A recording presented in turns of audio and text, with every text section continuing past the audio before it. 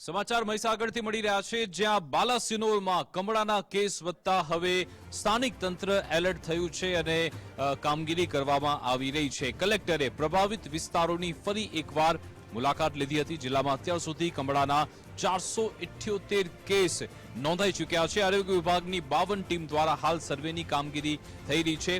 પાણીના unfit report આવ્યા હોય તે પાણી ન પીવા માટે અપીલ કરાઈ છે। વિસ્તારના લોકોને ટેન્કરમાંથી પાણી પીવા કલેક્ટરે અપીલ કરી। પ્રભાવિત વિસ્તારોમાં યુદ્ધના ધોરણે કામગીરી ચાલી રહી છે।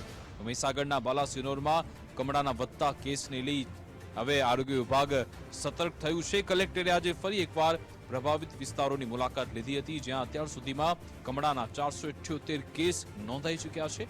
આરોગ્ય વિભાગની 52 ટીમ હાલ સર્વેની કામગીરી કરી રહી છે અને લોકોને અપીલ પણ કરવામાં આવી રહી છે કે પાણીને લઈ લોકોએ વધારે સજાગ રહેવું પડશે। પાણીના અનફિટ રિપોર્ટ આવ્યા હોય તે પાણી ન પીવા અપીલ કરાઈ છે।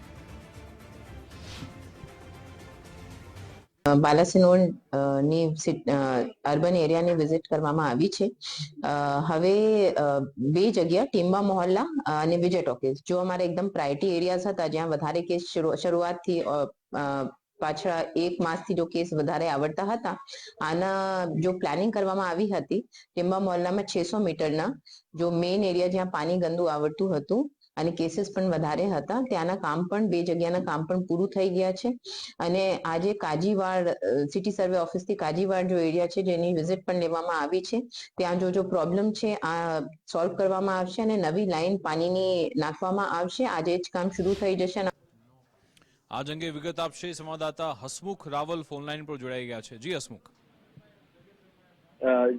જી વિકાસ, જે રીતે વાત કરવામાં આવે તો જે મહીસાગર જિલ્લાના બાલાસિનોરમાં જે કમળાના કેસો વધી રહ્યા હતા તેને લઈને મહીસાગર જિલ્લા કલેક્ટરે આજે ફરી એકવાર જે બાલાસિનોર લીધી છે। કહી શકાય કે જે કલેક્ટર દ્વારા કમળા પ્રભાવિત જે વિસ્તાર છે તે વિસ્તારોની મુલાકાત લેવામાં આવી છે અને લોકો સાથે વાતચીત કરી છે। કહી શકાય કે જે રીતે જે કમળાના કેસો વધ્યા હતા ત્યારબાદ આ બીજી મુલાકાત કલેક્ટરે લીધી છે। આરોગ્ય વિભાગ પણ સતર્ક છે।